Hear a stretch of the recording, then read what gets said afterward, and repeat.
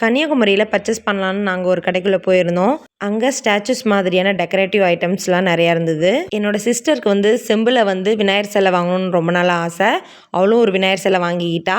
பசங்களுக்கு தேவையான விளையாட்டு பொருட்களும் அங்கேயே இருந்தது. அவங்களுக்கு பிடிச்சதை வாங்கிக்கிட்டாங்க. நான் வந்து அஞ்சரை பெட்டி இந்த மாதிரி பாக்ஸை வந்து பார்த்துட்டு இருந்தேன். இது தேக்கு மரத்தில் செஞ்சதுன்னு சொன்னாங்க. இதோட விலை 1200 சம்திங் இருந்தது.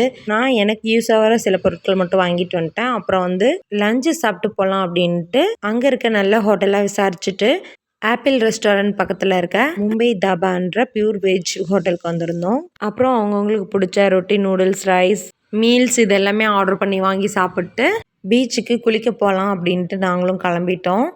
அப்புறம் காரில் இருக்க ட்ரெஸ் எல்லாம் எடுத்துகிட்டு நாங்களும் பீச்சுக்கு குளிக்க போயிட்டோம்.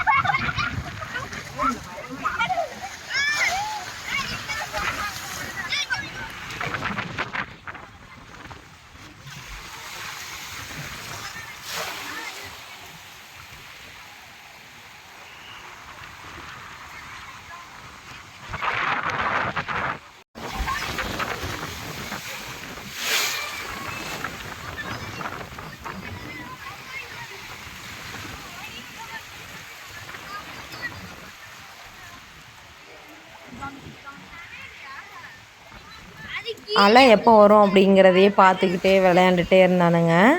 நாங்களும் பசங்களோட சேர்ந்துட்டு நல்லா என்ஜாய் பண்ணணும்.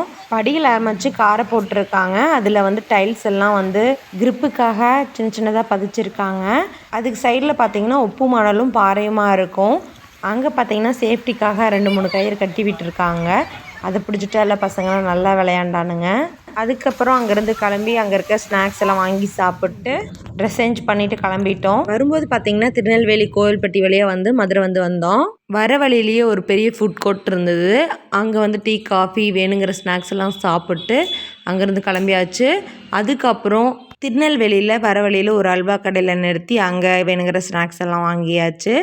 அதுக்கப்புறம் நைட் டைம் பார்த்திங்கன்னா கோவில்பட்டி, விருதுநகர்லாம் தாண்டி மதுரைக்கு வர வழியில் வந்து டெம்பிள் சிட்டிங்கிற ஒரு பெரிய ரெஸ்டாரண்ட்டில் சாப்பிட போயிருந்தோம். அங்கே உள்ளே போனோடனே என்னென்ன ஃபுட் ஐட்டம்ஸ் இருக்கோ அது எல்லாத்தையும் வந்து பிளேட்டிங் பண்ணி அது மேலே வந்து என்னென்னு மென்ஷன் பண்ணியிருந்தாங்க.